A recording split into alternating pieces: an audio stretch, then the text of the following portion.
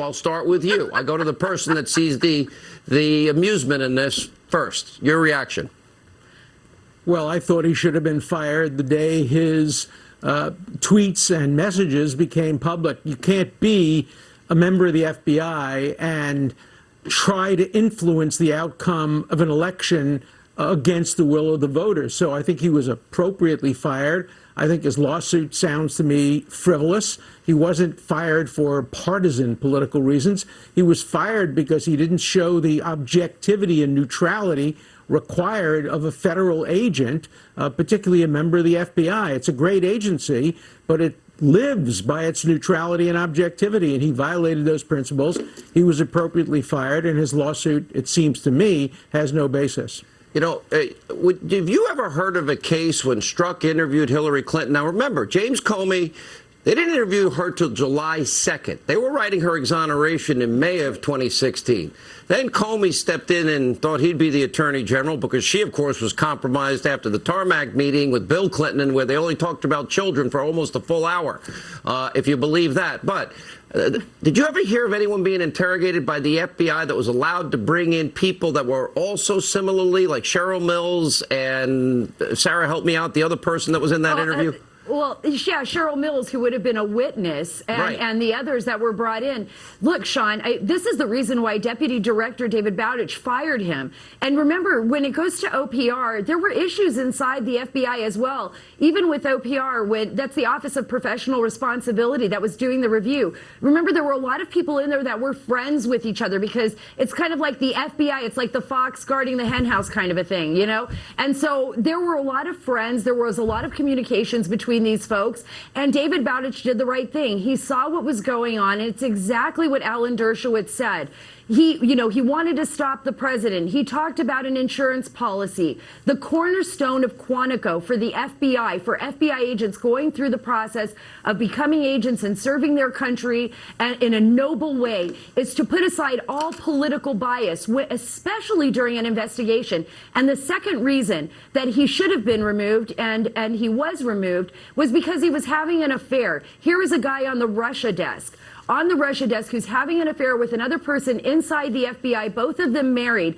Think about the national security implications of what he was doing. If the Russians, for any reason, exactly, if the Russians had any information. Writes the exoneration in May, special considerations, by the way, in the case of Hillary, Cheryl Mills, another person involved in the case sitting by her side as she's supposedly being interrogated. Then, of course, exonerates 3 days later, has Comey do that. Comey was involved in the exoneration letter. Then he starts the Russia witch hunt. And even his Lisa Page, according to my sources, Sarah, are saying she's fully cooperating. And she has been for quite a while. And she's also the one in closed-door testimony that said, yeah, after a 9-month investigation into President Trump, no collusion. We had nothing. That's before Mueller even started. And then you look also at a guy like Peter Strzok and his other involvement and stuff here. I would say from a legal standpoint, even a great lawyer like Alan Dershowitz, Harvard professor that he is, and man, I admire. I think you'd have a hard time justifying his actions as an official in the FBI. And don't forget, he worked for Robert Mueller, and Robert Mueller fired him, and then Robert Mueller cleaned his phone and cleaned Lisa Page's phone. Well, Robert Mueller didn't fire him. He put him in a different position. I think he was Well, he claims he fired him, and McCabe claims he fired him. So one of them is full of something. But I think the point is, I think we have to have one rule of law applied to everybody. But the rule of law I would apply to everybody would be to stop accusing people of crimes. We should have had an independent commission where everything came out. I love what Judicial Watch is doing. Bring everything out. Bring everything into the light of the public. Sunlight is the best disinfectant.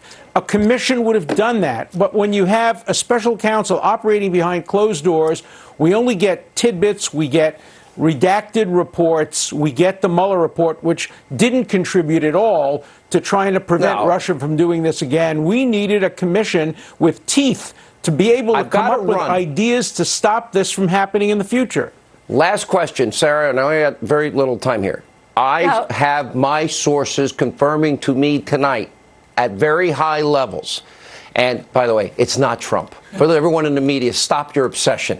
I have high-level sources telling me tonight that by the time Durham is done with his job and the Attorney General is done with his job and the investigation is complete, adding into it the Inspector General, Horowitz, it will shock the conscience of a nation. That is a quote. Absolutely. And that is the exact same thing I have been hearing today from my sources, very senior level sources, that John Durham's investigation is moving full steam ahead and that the information that the public will hear in the upcoming months will shock the conscience and I think will satisfy quite a few people. Thank you both. You've both been phenomenal, and you have been truthful with this audience, which most media has not been. Thank you very much. When we come